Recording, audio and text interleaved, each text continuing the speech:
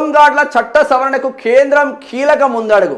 షబాష్, salute Modi ప్రభుత్వానికి. మా కిషన్ రెడ్డి దీనిపైన కిషన్ రెడ్డి అన్న చాలా హెల్ప్ చేసిండు హోంగార్డ్లకు.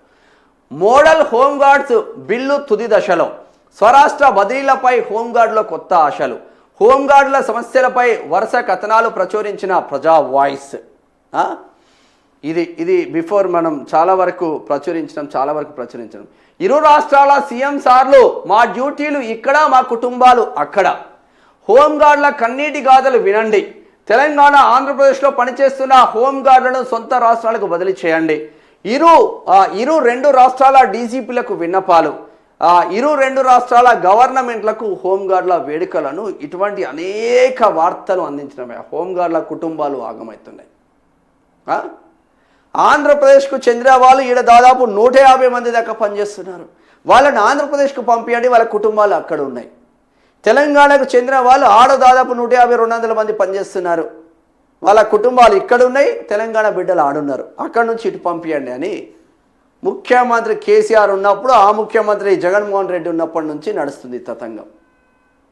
ఇప్పటికి చంద్రబాబుకు లెటర్లు ఇస్తున్నారు, రేవంత్ రెడ్డికి లెటర్లు ఇస్తున్నారు.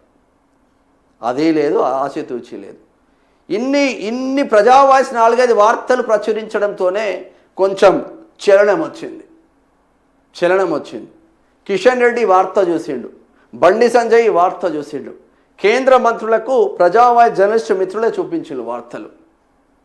అరే ఇది మీరు రాసింది 100% నిజం, మేము కూడా ఏదో ఒకటి చేయాలి, దేశవ్యాప్తంగా హోంగార్డుల పరిస్థితులు ఎట్లా ఉన్నాయి అనేది చూడాలి, మేము కూడా కేంద్రంతో మాట్లాడతామని కిషన్ రెడ్డి అన్నా. నేను ఈ విషయంలో ఒప్పుకుంటా, హోంగార్డులకు అంతో ఇంత మంచి చేసిందంటే కేంద్ర మంత్రి కిషన్ రెడ్డి.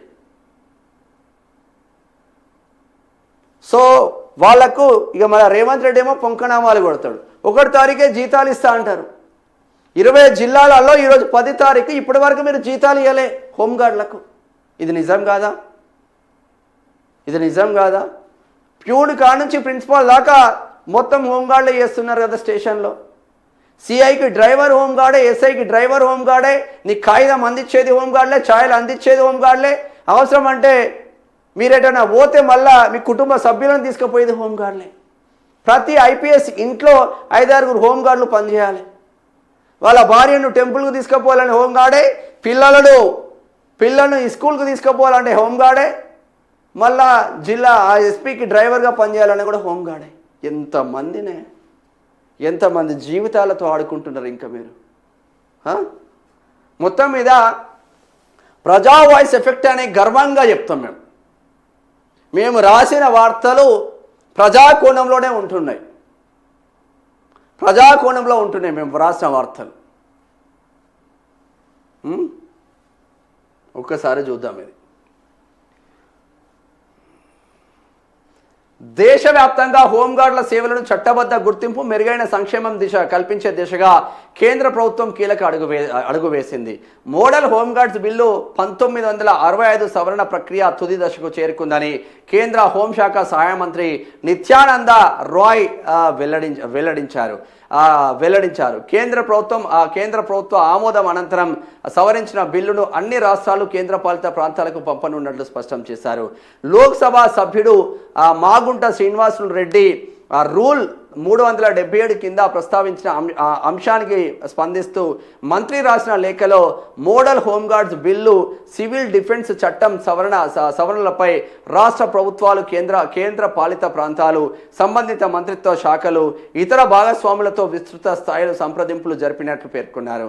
చట్టపరమైన పరిపాలన అంశాలను సమగ్రంగా పరిశీలించిన అనంతరం సవరణలను ఖరారు చేస్తున్నట్లు తెలిపారు. కేంద్రం నుంచి వచ్చిన ఈ ప్రకటనలతో రాష్ట్ర విభజన తర్వాత దశాబ్దానికి పైగా స్వరాష్ట్ర బదిలీల కోసం ఎదురు చూస్తున్న వందలాది మంది హోంగార్డులకు కొత్త ఆశలు చిగురించాయి. ఈ రాష్ట్ర ముఖ్యమంత్రులు చేయలే, కేంద్రం దీనిపైన స్పందించింది. సెల్యూట్. డ్యూటీ ఒక రాష్ట్రంలో, కుటుంబం మరో రాష్ట్రంలో. ఉమ్మడి ఆంధ్రప్రదేశ్ విభజన తర్వాత కూడా తెలంగాణ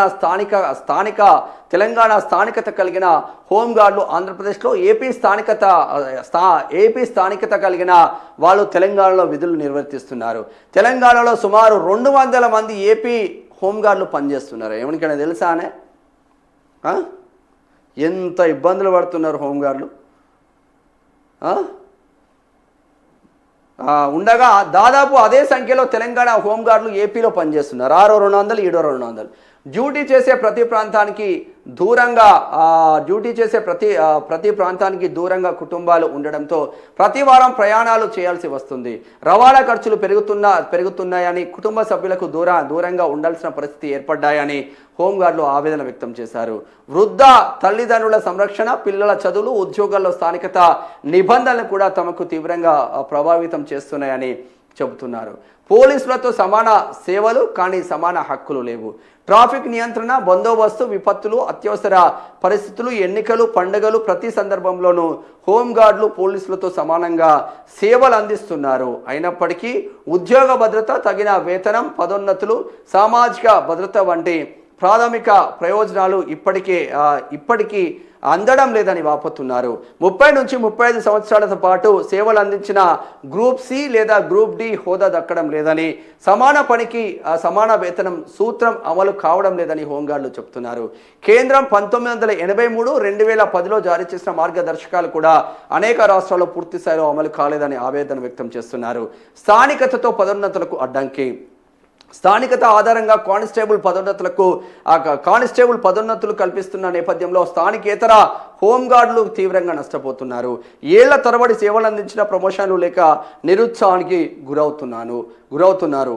అసెంబ్లీలోనూ ప్రతిధ్వనించిన సమస్య హోంగార్డుల స్వరాష్ట్ర బదిలీలు, సంక్షేమ అంశాలను భద్రాద్రి కొత్తగూడెం ఎమ్మెల్యే కూనంనేని సాంబశివరావు తెలంగాణ అసెంబ్లీలో ప్రస్తావించి ప్రభుత్వం జోక్యం కోరారు.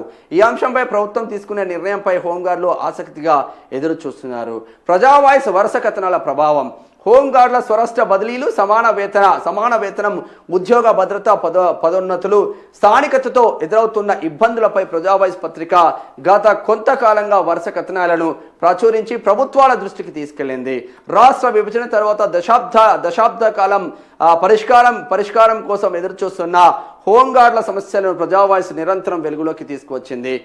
కేంద్ర ప్రభుత్వం మోడల్ హోంగార్డ్స్ బిల్లు సవరణ ప్రక్రియను తుది దశకు తీసుకెళ్లడం హోంగార్డుల్లో ఆశలు రేకెత్తించింది. చట్ట సవరణతో పాటు స్వరాష్ట్ర బదిలీలు, సమాన వేతనం, ఉద్యోగ భద్రత, పదోన్నతులు, సామాజిక భద్రత వంటి సమస్యలకు కూడా శాశ్వత పరిష్కారం చూపాలని హోంగార్డులు కోరుతున్నారు. హోంగార్డుల సమస్యలకు పూర్తి స్థాయిలో పరిష్కారం లభించే వరకు ప్రజా సమస్యలపై తన బాధ్యతలను నిర్వర్తిస్తూ ప్రజావాయిస్ వరుస కథనాలతో ముందుకు సాగుతుందని పలువురు హోంగార్డులు అభిప్రాయం వ్యక్తం చేసిండ్రు. నాకు ఏపీ నుంచి అయ్యా 2 రాష్ట్రాల సీఎం సార్లు ఎన్ని వార్తలు అందించడం హోంగార్డుల మీద చెప్పుకుంటే మాకే నిజంగా ఏదేమైనా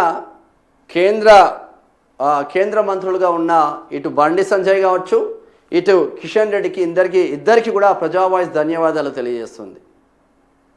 అరే ఉమ్మడి రాష్ట్రం విడిపోయిన తర్వాత తెలంగాణ బిడ్డలు ఆంధ్రప్రదేశ్లో 200 మంది పనిచేస్తున్నారు, ఆంధ్రప్రదేశ్ బిడ్డలు తెలంగాణలో 200 మంది పనిచేస్తున్నారు.